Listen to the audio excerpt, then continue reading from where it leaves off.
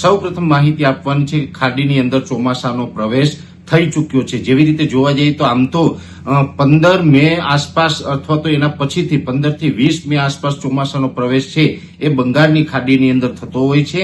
પણ આ વર્ષે ચોમાસું આપણે વખતો વખત જે માહિતી આપતા આવ્યા છે એમ કે 2-4 દિવસ વહેલું ચાલી રહ્યું છે, જેને કારણે 13 મે 2026 રોજ ચોમાસાનો પ્રવેશ છે એ અંદમાન નિકોબાર ટાપુ ઉપર થઈ ગયો છે। એનો મતલબ એવું સમજવાનું આપણે કે બંગાળની ખાડીની અંદર ચોમાસાનો પ્રવેશ ક્યાંય ને ક્યાંય થઈ ચૂક્યો છે। હવે સત્તાવાર હવામાન વિભાગ જે જાહેરાત કરે તે, પણ જે આપણું પ્રિડિક્શન પ્રમાણે ત્યાં સુધી ચોમાસું પહોંચી ગયું છે અને હવે ઝડપથી આગળ વધી રહ્યું છે।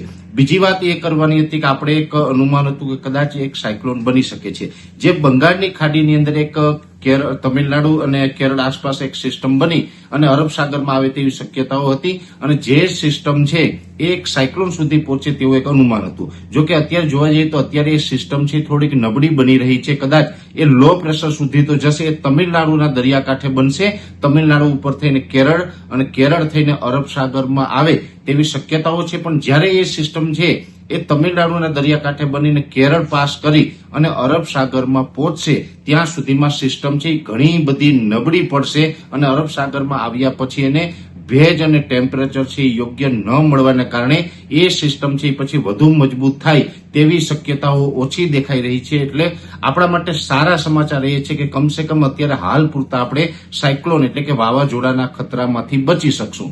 પણ છતાં પણ દરેક ખેડૂત ભાઈઓએ કાળજી એ રાખવાની છે, આપણે ઘણા સમયથી આપણે કહેતા આવ્યા છે કે 19-20 તારીખ આસપાસ કદાચ પ્રી મોન્સૂન એક્ટિવિટી થઈ શકે છે। હવે એ પ્રી મોન્સૂન એક્ટિવિટીની શક્યતાઓ વધી ગઈ છે, કેમ કે આ જે સિસ્ટમ છે એ સિસ્ટમ મજબૂત બનીને આગળ ચાલે છે, એનો જે ભેજ હોય છે એ પણ આપણા તરફ આવી રહ્યો છે અને અત્યારે સ્વાભાવિક રીતે પશ્ચિમના પવનો છે એની ઝડપ વધારે છે, ભેજવાળા પવનો આવી રહ્યા છે। સાથે આપણે રાજ્યભરની અંદર ભીષણ ગરમીનો છેલ્લા 1 મહિના કરતા વધારે સમયથી સામનો કરી રહ્યા છે, એટલે તમામ પરિબળો છે પ્રી મોન્સૂન માટે અનુકૂળ છે। એટલે હવે આપણે 19 અથવા તો 20 મે થી રાજ્યના અલગ અલગ વિસ્તારોની અંદર પ્રી મોન્સૂન એક્ટિવિટીની શરૂઆત થાય તેવી શક્યતાઓ જોવા મળી રહી છે।